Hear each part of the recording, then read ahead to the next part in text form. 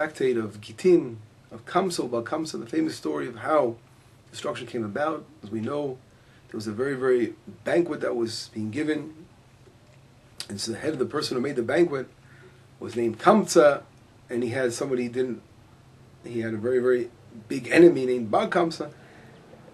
I'm sorry, the person who gave the banquet had a friend called Kamsa and an enemy called Bal Kamsa, and he sent out a messenger to go call his friend named Kamsa, but accidentally brought his friend that had a similar name, Bal Kamsa, to the party. And everyone was sitting around this party, and he saw him there, and he said, "Get up and get out. Leave my banquet." So the guy says, "Listen, don't embarrass me in front of everybody. I'm willing to pay for my portion." He goes, "No. I'm willing to pay for half the banquet." "No. I'll pay for the entire banquet. Just don't throw me out. Don't embarrass me." Picks him up, throws him out. And this, again, I'm not going to go into the whole story. It's a very famous story in the Talmud. But this led to destruction. If you think about it, how often people in this world don't pay attention, not sensitive enough to individuals that are around them. Sometimes they embarrass them in public. They say things they shouldn't say to the individuals. We see how the story of, again, a story of causing a person embarrassment, a disgrace to an individual, could lead to destruction of the temple.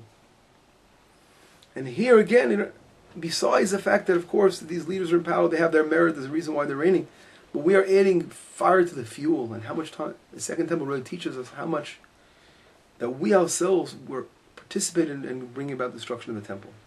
By our behavior, by our lack of showing brotherly love and achadut, and unison as a nation. Today the Jewish people, those in Israel and those scattered about the world, don't forget that Hashem chose us as a nation of Israel for a purpose. To lead the world forward, to show what God is about in the world, to be teachers to the world. And if we ourselves are not going to be acting morally, behave morally, show love to our friendly neighbor, and reach out to one another, and act, again, as true mensches, good people, God forbid we can bring about destruction ourselves. And we always will feed, again, our enemies with negative energy, and they can come against us. Because there's no one doesn't have some kind of merit in this world. And we have to, in order for us to knock out these evil forces, we have to, of course, behave and do our best to behave properly. Today, here we are, we're going to go fast in a couple of days. On Sunday, we're going to be fasting again, remembering the terrible day of destruction. We must rectify ourselves. We must, as we know, the day of destruction was when the spies came back, and they gave an evil report of the land of Israel. Rectifying is by connecting us to the land of Israel, and building the land of Israel, and loving our people, showing love to the world, and that's how we can rectify this terrible tragedy. Only good things can come out of it.